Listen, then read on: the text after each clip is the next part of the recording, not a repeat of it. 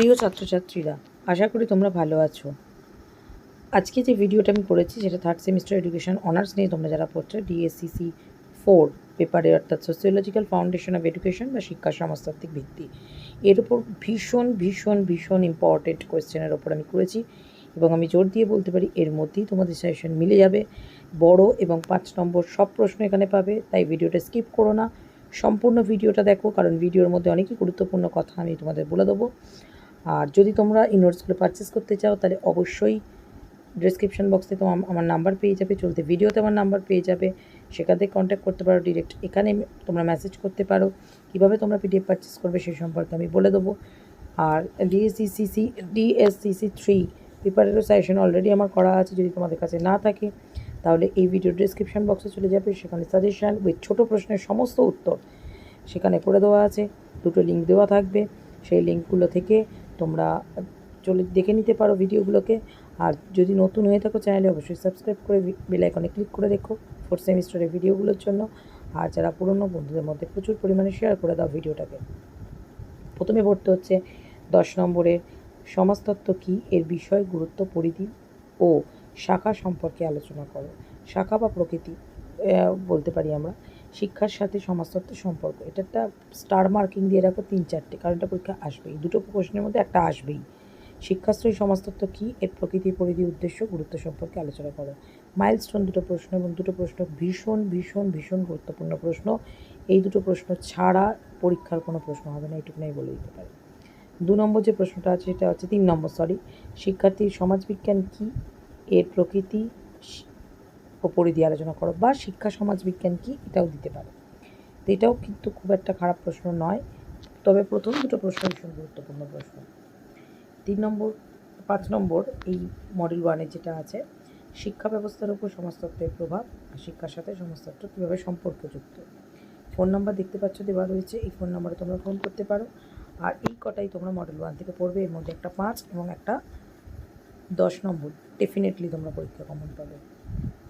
তো মডিউল ভাগ করে করে পড়ো, তাতে কী হবে, পরীক্ষা বুঝতে সুবিধা হবে, কম প্রশ্ন পড়ে অনেক ভালো নম্বর পাবে। এবার আমরা চলে যাব মডিউল 2-তে। মডিউল 2-তে যে প্রশ্নগুলো তোমাদের পড়তে হচ্ছে 10 নম্বরের, সেগুলো হলো প্রাথমিক ও গৌণ গোষ্ঠী কী, উভয়ের বৈশিষ্ট্য এবং শিক্ষাক্ষেত্রে উভয়ের ভূমিকা আর উভয়ের পার্থক্য নির্দেশ করো, অথবা সামাজিক গোষ্ঠীর বিভিন্ন রূপ সম্পর্কে আলোচনা করো। একই প্রশ্ন, জন্য অবলিক দিয়ে দিয়েছি আমি। মডেল 1 থেকে যেমন বললাম 1-2 ভীষণ ইম্পর্টেন্ট, মডেল 2 থেকে এই প্রশ্নটা আসবেই পরীক্ষায় বড় প্রশ্ন হিসেবে, 5 নম্বর প্রশ্ন হিসেবে। 2 নম্বর সামাজিকীকরণ কী, শিশুর সামাজিকীকরণে পরিবার, বিদ্যালয়, বিভিন্ন প্রতিনিধি বা সংস্থার ভূমিকা আলোচনা করো। এই প্রশ্নটাও পরীক্ষায় আসবে, তাই 1 নম্বর মডেলে 1-2, 2 নম্বর মডেলে 1-2, এই 4টে প্রশ্ন ভীষণ ইম্পর্টেন্ট। 4টে প্রশ্ন থেকে দুটো বড় প্রশ্ন, দুটো 5 নম্বর কোয়েশ্চেন কিন্তু তোমরা ডেফিনেটলি কমন পাবে। এবার চলে যাই আমরা এর 5-এ কী পড়তে হবে। দেখো দুটো কোয়েশ্চেনই দিয়েছি, এমন কিছু প্রশ্ন কিন্তু দিইনি আমি। বিদ্যালয় হলো সমাজের একটি ক্ষুদ্র সংস্করণ বা প্রতিচ্ছবি, আলোচনা করো। আর সামাজিকীকরণ প্রক্রিয়া সংক্ষেপে আলোচনা করো।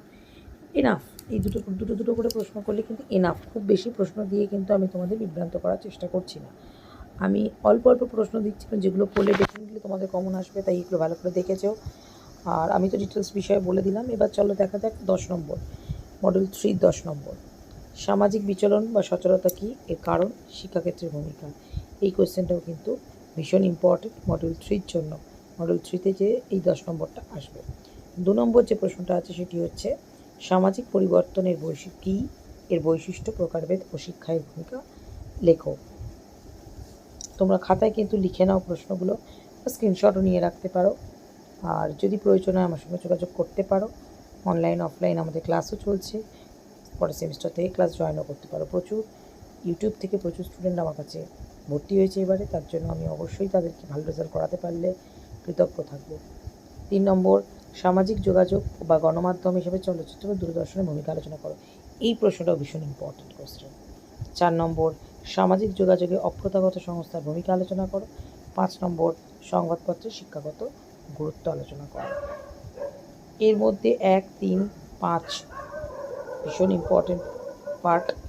ফার্স্ট মডেলে 1, 2, সেকেন্ড মডেলে 1, 2, থার্ড মডেলে 1, 3, 5 ভীষণ ইম্পর্টেন্ট প্রশ্ন। লাস্ট পার্ট 5 নম্বরে মডেল 3 থেকে সামাজিক পরিবর্তনের উপাদানগুলি লেখো। 2 শিক্ষাক্ষেত্রে আধুনিক পরিবারের ভূমিকা লেখো। 3 শিক্ষা ব্যবস্থার উপর আধুনিকীকরণের প্রভাব এবং সামাজিক পরিবর্তনের ক্ষেত্রে শিক্ষার ভূমিকা আলোচনা করো। তোমরা দেখতেই পেলে যে প্রশ্নগুলো আমি দিয়েছি কিন্তু খুবই গুরুত্বপূর্ণ প্রশ্ন। তোমরা এগুলো ভালো করে পড়ো, খাতায় তৈরি করে নাও। পরীক্ষা একদম কাছে, যদি কংক্রিট উত্তরের প্রয়োজন হয় তাহলে অবশ্যই আমার সঙ্গে যোগাযোগ করতে পারো, আমি উত্তর দিয়ে দেওয়ার ব্যবস্থা করব। আর যদি কোনো প্রশ্নের প্রয়োজন হয় তাহলেও আমার সঙ্গে যোগাযোগ করো। আর 2টো প্রশ্ন আমি তোমাদের দেবো, দিয়ে ভিডিওটা কমপ্লিট করব। সামাজিক যোগাযোগের প্রকারভেদ ও বাধাগুলি লেখো আর সামাজিক স্তর বিন্যাসের প্রকারভেদগুলি লেখো। আজকের এই পর্যন্ত। নতুন হয়ে থাকলে অবশ্যই চ্যানেলে সাবস্ক্রাইব করে দিও। পুরোনোরা প্রচুর পরিমাণে বন্ধুদের মধ্যে শেয়ার করে দাও, যেটা আমি বারবারও বলি। তোমাদের সঙ্গে সঙ্গে তোমাদের বন্ধুরাও উপকৃত হবে, সবার কাছে ছড়িয়ে যাবে ভিডিওগুলো, কারণ এগুলো খুবই উপকৃত ভিডিও, এগুলো জানা প্রয়োজন, এগুলো থেকে তোমরা অনেক উপকার পাবে। তাই আজকের এইটুকুনি। ভালো থেকো, সুস্থ থেকো, খুব ভালো করে পরীক্ষা দিয়ে সাফল্য লাভ করো।